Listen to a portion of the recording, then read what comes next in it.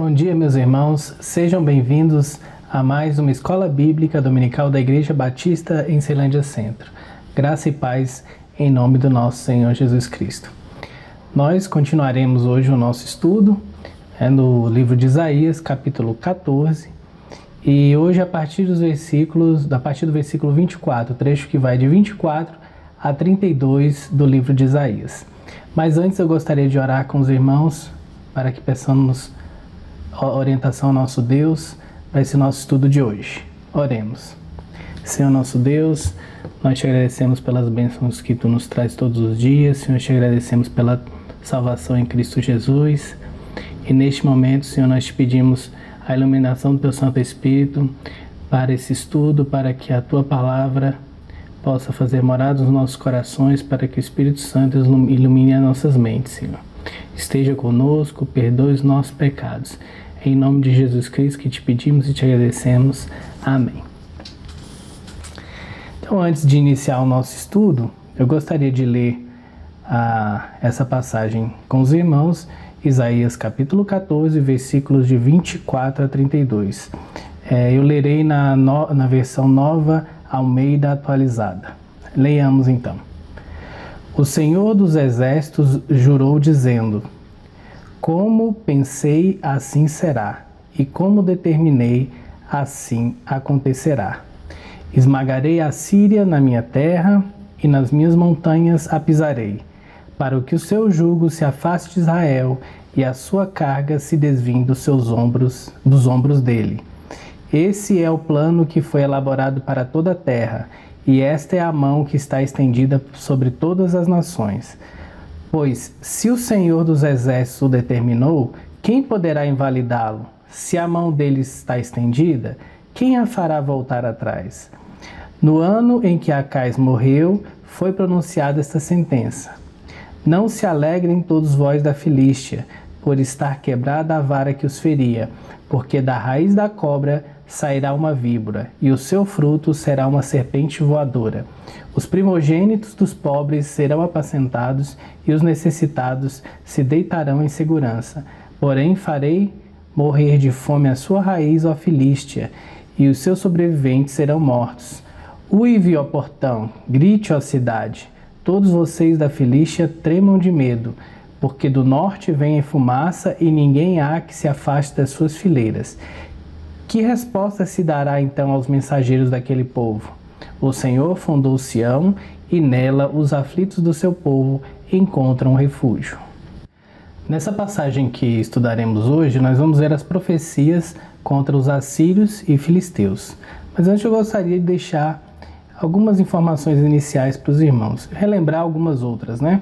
Os capítulos de 13 a 23, eles consistem de 10 oráculos. O que são oráculos? Elas são revelações do nosso Deus. Então, nesse trecho que vai de 13 a 23, nós temos 10 oráculos. Hoje, vai ser objeto do nosso estudo 2 oráculos. O primeiro, na verdade, o final do primeiro, que é um oráculo que fala sobre os povos mesopotâmicos, e aqui a gente vai estudar a Síria. Os irmãos já tiveram oportunidade de estudar anteriormente sobre a Babilônia, e agora nós vamos falar sobre a Síria, que também fazia parte da Mesopotâmia. E no segundo oráculo nós vamos estudar as revelações relativas à Filístia, os filisteus, que eram aquele povo inimigo também do povo de Judá. Nesse trecho, por alguns autores, quando se fala em Assíria aqui, não é considerado realmente um oráculo, e sim um íntere. Mas o que seria isso? É um trecho, né, da passagem em que Deus apresenta uma realidade ou uma verdade que já aconteceu, de forma a garantir que as outras promessas serão cumpridas também. Então, assim como foram cumpridas ou serão cumpridas as da Babilônia, que os irmãos já tiveram a oportunidade de estudar antes, no trecho anterior, é colocado esse trecho aqui para que a gente tenha certeza de que, de fato, as promessas de Deus seriam cumpridas. É um íntere, né? É como o pessoal chama, os estudiosos. E alguns, exatamente como não faz exatamente parte do oráculo, por assim dizer, alguns comentaristas têm argumentado que esses 4 versículos, que são de 24 a 27, eles estariam deslocados aqui. o ponto onde eles deveriam se encontrar é ali no trecho da passagem que está no capítulo 10, versículos de 5 a 19. Então, alguns comentaristas acham que essa passagem estaria melhor colocada nessa região. Entretanto, existem outros também que acham que não, que na verdade simplesmente o trecho que se fala sobre a Síria é uma complementação daquilo que vem se falando sobre a Babilônia e também de forma a confirmar as promessas de Deus para aquele povo ali. No versículo 24, nós lemos o seguinte: o Senhor dos Exércitos jurou dizendo: como pensei, assim será, e como determinei, assim acontecerá. É a terceira vez que a expressão Senhor dos Exércitos aparece em sequência nesse capítulo. A gente vê isso no versículo 22, versículo 23 e no 24. Só que dessa vez ele vem no início do versículo e ele traz um impacto, né, na passagem. Aqui Deus passa a ideia, ou traz a ideia, o profeta Isaías, dizendo que a determinação de Deus nessa promessa é que ele vai agir e vai agir de forma clara para com aquele povo. Então é Deus tomando de fato parte em tudo aquilo que ia acontecer naquelas promessas ou naqueles oráculos que ele tinha deixado para aqueles povos. E aqui a gente vê Deus jurando, né, por si mesmo. Isso para nós, crentes, e para aqueles povos que estavam ali, era uma garantia, né, da veracidade de um Deus que se dedicava àquele povo, que cumpria as promessas para com aquele povo. A expressão, né, as duas palavras aí, assim será, elas expressam a certeza encontrada nos escritos de Isaías, como ocorre também no versículo 26, que essa história não está fora do controle de Deus. De tudo aquilo que está sendo profetizado, tudo aquilo que está dentro desse oráculo vai ser cumprido. Ainda no versículo 25, nós vemos assim: esmagarei a Assíria na minha terra e nas minhas montanhas a pisarei, para que o seu jugo se afaste de Israel e a sua carga se desvie dos ombros dele. Aqui a referência a essa destruição da Síria dentro da terra de Deus tem levado muitos a concluir que essa passagem fazia alusão originalmente a uma destruição que foi realizada pelo exército de Senaqueribe lá em 701 a.C. E a gente e os que acreditam dessa forma relacionam isso com o capítulo 37 também de Isaías. Mas existem outros, né, que apontam para uma outra referência, que seria em Ezequiel a destruição dos inimigos de Israel nos montes. A gente pode ver isso lá em 39, versículos 14 e 17. É interessante que essa mesma linguagem desse versículo 25 aqui, nós podemos ver em Isaías 10, 27. Eu vou ler para os irmãos. Naquele dia o peso deles será tirado dos ombros de vocês, e o jugo deles será removido do pescoço de vocês, jugo que será despedaçado por causa da gordura. Bem coerente com a segunda parte do versículo 25 em que lemos, para que o seu jugo se afaste de Israel e a sua carga se desvie dos seus ombros. Ainda alguns comentaristas nos trazem a ideia de que essa visão que nós temos aqui no versículo 25, junto com o oráculo, né, a visão geral do oráculo, sugere que, na verdade, essa passagem ela é um artifício literário e que ela não se refere realmente a uma destruição particular, um evento específico. E sim, ela está tratando a destruição da Síria e do destino da Síria de forma geral, né? Versículo 26. Esse é o plano que foi elaborado para toda a terra e esta é a mão que está estendida sobre todas as nações. Versículo 27. Pois se o Senhor dos Exércitos determinou, quem poderá invalidá-lo? Se a mão dele está estendida, quem a fará voltar atrás? Esses versículos, o 26 e o 27, eles formam a conclusão desse primeiro oráculo, que é aquele oráculo sobre as potências mesopotâmicas, no caso Babilônia e Assíria, e em particular aqui nós estamos falando da Síria. Esse trecho ele vai do capítulo 13, versículo 1 até 14, 27. Então a gente, com esses dois versículos, nós estamos encerrando o estudo desse primeiro oráculo. A potência mesopotâmica aqui, ela é símbolo de toda a terra, de todas as nações, as quais em sua soberba e arrogância se põem contra Deus, né? E contra quem a mão de Deus está estendida. Por isso o juízo de Deus para com eles. A Síria, ela imaginava, em virtude do seu poderio militar e da extensão do seu domínio, que as rédeas do seu destino estavam nas suas mãos, mas a gente sabe que o governo de tudo, a soberania de tudo que acontece está nas mãos de Deus. E assim, só Ele deve ser exaltado, só Ele deve ser adorado, e Ele que tem o destino de todas essas nações nas suas mãos. E essa ideia é fortemente corroborada no versículo 27. Pois se o Senhor dos Exércitos o determinou, quem poderá invalidá-lo? Se a mão dele está estendida, quem a fará voltar atrás? Então, meus irmãos, nós temos essa certeza que realmente Deus controla o destino da humanidade, controlava o destino do povo de Judá, o povo de Israel ali, e todo aquele sofrimento pelo qual aquela nação estava passando, aquilo era temporário, e Deus um dia daria cabo daquelas nações opressoras. A partir do versículo 28, nós temos o oráculo com relação aos filisteus. Então são profecias relacionadas à Filístia. Vamos ler o versículo 28 e 29.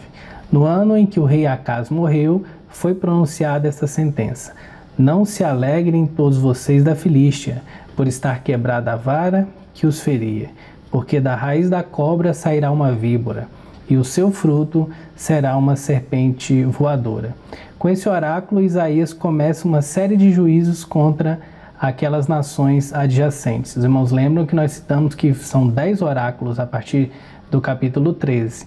E nesse oráculo com relação aos filisteus, nós vemos o primeiro conjunto, né? Começa o primeiro conjunto aqui de profecias com relação àqueles povos que estavam ao redor de Judá.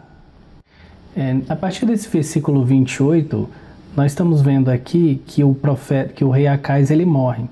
E poderia surgir por parte do povo de Judá uma necessidade de se associar a povos da região para, de alguma forma, lutarem contra aquelas potências mesopotâmicas que nós já citamos anteriormente. Mas o profeta aqui, ele declara que essas nações vizinhas de Judá também estão debaixo da sentença dele, que elas nada podem fazer contra Judá ou a favor dela. Para que Judá pudesse experimentar de fato um livramento definitivo só por meio de Deus, que seria o único caminho definitivo, a única forma de se livrar daquela opressão dos povos vizinhos. E essa é uma passagem um pouco mais complicada de se entender, porque existe uma dissensão entre alguns comentaristas sobre esse período da morte do rei Acaz e quem seria essa vara quebrada que feria ali o povo, quem seria essa cobra, a víbora e essa serpente voadora. O fato é de que alguns acham que isso teria relação com o reino davídico, né? E que essa vara que de fato feria aquele povo filisteu era o reinado de Davi e os seus sucessores. Então a gente pode pensar que essa vara quebrada seria o rei Acaz, que de alguma forma ainda era sucessor do rei Davi e que estaria ali oprimindo os filisteus, e o lagarto, a serpente, seria Ezequias, e o Messias seria o dragão alado, ou essa serpente voadora, como está em algumas traduções. Entretanto, a gente pode pegar um ou dois argumentos que podem contrariar ou que contrariam isso. De fato, o rei Acaz ele não subjugou os filisteus. Pelo contrário, eles se levantaram contra ele e chegaram a invadir Judá. Isso está lá em 2 Crônicas, capítulo 28.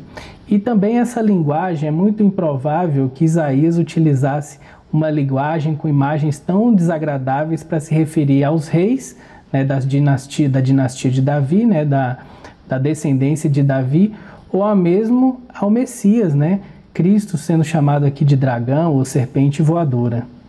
Uma outra interpretação para essa passagem poderia ser a seguinte, com relação à vara quebrada.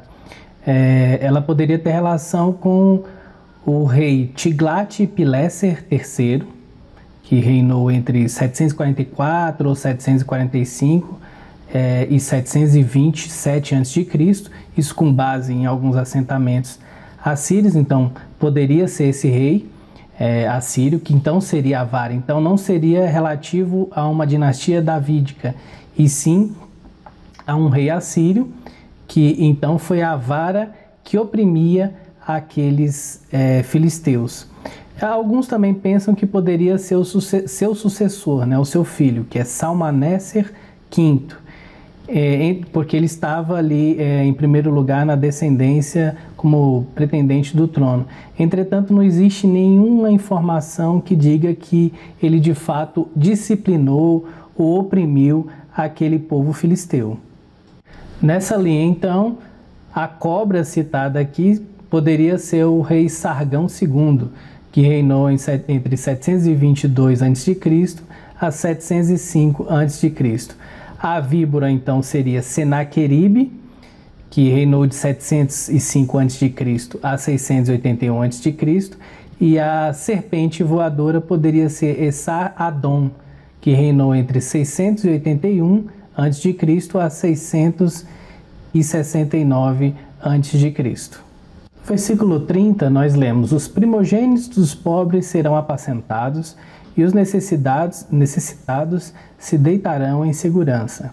Porém, farei morrer de fome a sua raiz, ó Filístia, e os seus sobreviventes serão mortos. Aqui nós encontramos um contraste, né, com a passagem anterior que falava sobre a serpente e tal. Nessa passagem a gente vê um quadro bem mais tranquilo, de ovelhas em pastos, comendo, e outras descansando, né?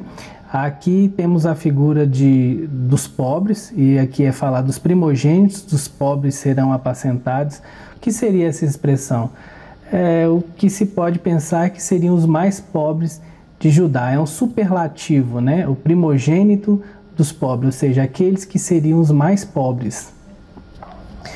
Deus, mais uma vez, nos ensina que esses desamparados, os mais pobres, que dependem dele, são os mais fortes.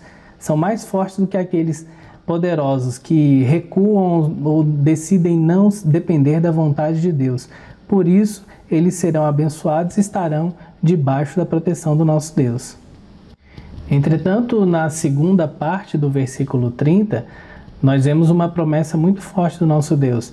Porém, farei morrer de fome a sua raiz, ó Filístia, e os seus sobreviventes serão mortos. E aqui a gente tem um contraste entre aqueles que confiam em Deus, a nação de Judá, que estaria debaixo da dependência, ou que deveria estar debaixo da dependência de Deus, e o seu povo inimigo, a Filístia, que ali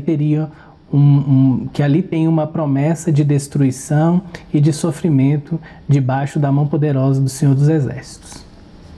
E aqui no versículo 31 nós temos essa expressão, lamente ou uive, ó portão, e ela evoca realmente a imagem de um cerco, e que na batalha, primeiramente, os exércitos eles faziam um cerco a esses portões ou a esses muros, e nós vemos aqueles que já tiveram oportunidade de acompanhar algum dos documentários de guerras daquela região, ou de como as cidades estavam organizadas, nós vemos que elas tinham dois muros, um muro externo e um muro interno. Então, os exércitos que estavam ali para proteger do lado de dentro, eles se formavam ali esquadras, aguardavam exatamente, no caso, o Império Assírio com seus arietes, ali eles já tinham essa engenharia naquela época, tentando bater e batiam de forma a destruir aqueles portões. Então é uma linguagem muito militar, né, de guerra realmente, que esse versículo nos traz. Uma outra expressão também muito forte e militar, que nos dá uma ideia do cenário de guerra, pois do norte vem uma nuvem de fumaça. Isso pode ser uma referência, né, figurada do próprio exército assírio, que como a nuvem vinha tomando as regiões, as cidades que estavam por ali, ou até mesmo num sentido mais literal, como se fosse uma nuvem de poeira com a marcha daqueles soldados, ou uma nuvem de destruição pelas cidades pelas quais eles iam passando, à medida que eles avançavam nas suas linhas, né? No início do versículo 32, nós lemos: que resposta se dará então aos mensageiros daquele povo? Nós sabemos que o povo de Judá, ele tinha uma tendência a querer se aliar àqueles povos. Então, o profeta está fazendo um alerta com relação a qualquer aliança que o povo de Judá pudesse fazer com aqueles filisteus para que eles pudessem enfrentar o inimigo comum, que era o povo assírio. E o profeta diz exatamente isso: o Senhor fundou Sião, e nela os aflitos do seu povo encontram juízo. Então Isaías vê apenas uma resposta. Deus que trouxe Sião à existência, Judá existia por causa da vontade de Deus e permanecia por causa da vontade de Deus, era a única resposta, era a única segurança e que Judá teria. Era a rocha em que aquele povo deveria se fundar, deveria confiar. Como lição dessa passagem que nós lemos agora por último, nós podemos ver como era difícil para os judeus aprender essa verdade da confiança e para nós também, confiarmos de forma incondicional no nosso Deus. Nós nos enganamos se porventura nós cremos que exércitos, riquezas, potências ou mesmo a nossa astúcia ou inteligência pode nos dar alguma estabilidade ou segurança. Apenas o nosso Deus é a nossa rocha e é só nele que nós devemos confiar. Aprendamos isso com esse relato, essa profecia, esse oráculo do profeta Isaías. Confiemos sempre no nosso Deus. Ele é o nosso refúgio, ele é a nossa fortaleza. Que ele mesmo possa nos abençoar.